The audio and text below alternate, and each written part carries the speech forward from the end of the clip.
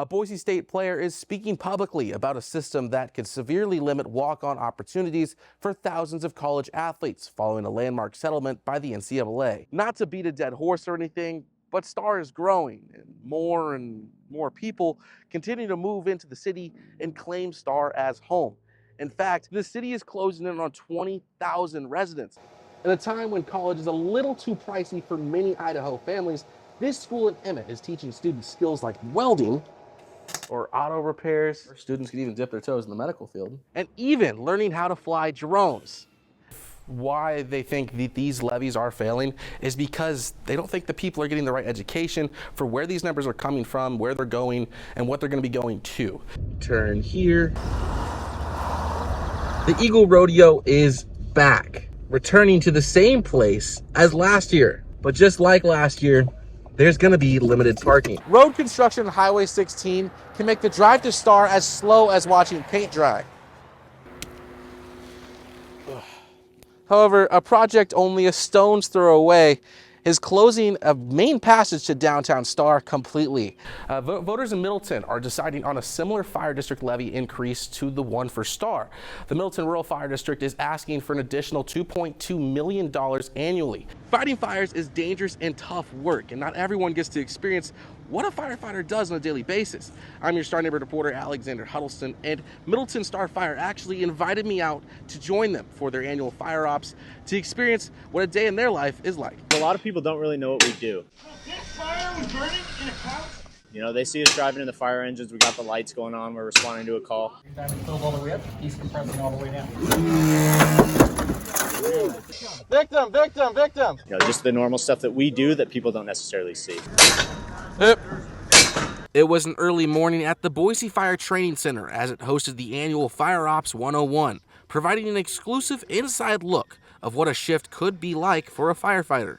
Ricky Walsh, the 7th District Vice President of the International Association of Firefighters, says this is also their way to possibly earn the support of lawmakers. Whether it's a elected, whether it's an HR person, health and safety person for the employer, or even media, bring them out and let them walk a day in our shoes. All the stuff that we're doing today is just kind of like our bread and butter. Not the crazy ones that you see, that make the news. Forcible entry, hose pulls, search and rescue. And then in a different scenario, we're going to send you into a live burn over here.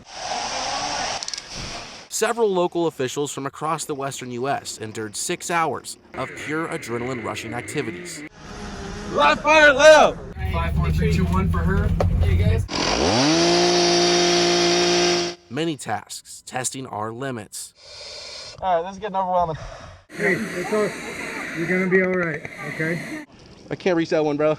A truly humbling experience. When somebody calls 911, they just don't want 3 people to come over and meander around and try to fix the problem. What they want is they want an athlete capable of doing brain surgery, and they want that problem solved within 5 minutes.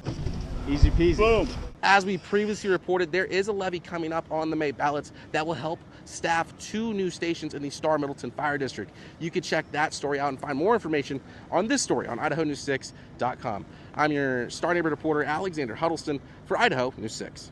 A death-defying story of survival in Riggins after a Star woman drove her car off the side of a cliff late at night.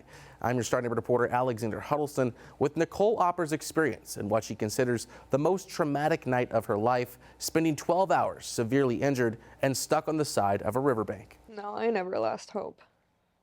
I was scared, yeah, but I was in survival mode. 33-year-old Nicole Opper was heading back to Star after visiting a friend in northern Idaho earlier this month.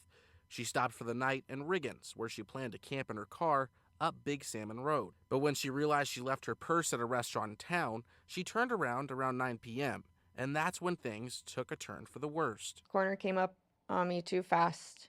I overcorrected and hit that barrier, the guardrail, and everything kind of went black there. Nicole's car ended up plunging backwards down the side of a cliff. Opper says when she woke up, she tried to get out of the car. I couldn't get my door open, and I just climbed through the window. And that side of the hill was so soft, I just slid down it. And I tried a few times to climb back up and push myself up, and I couldn't.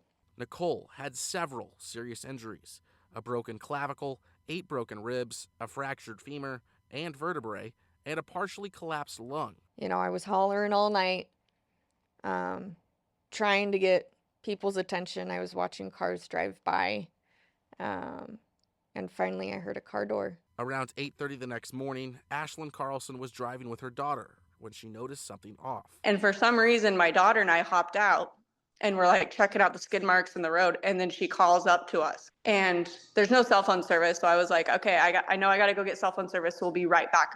Feeling came over me of like, okay, someone knows I'm here. Ashlyn called 911 and also her sister-in-law, who brought a med bag to render first aid until paramedics arrived. Getting Nicole up the hill wasn't going to happen, so one local offered up his boat, getting Nicole down the river, where she was eventually flown to a hospital.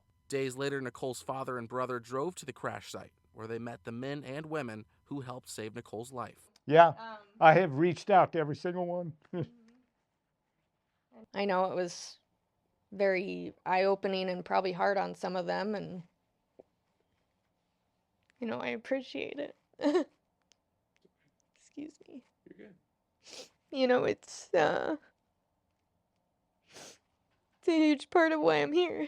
To help pay for the many medical expenses, a GoFundMe has been set up in Nicole's name. Nicole says she loves being in the outdoors and looks forward to the future when her injuries heal, allowing her to get back out doing what she loves. I'm neighborhood reporter Alexander Huddleston for Idaho News 6.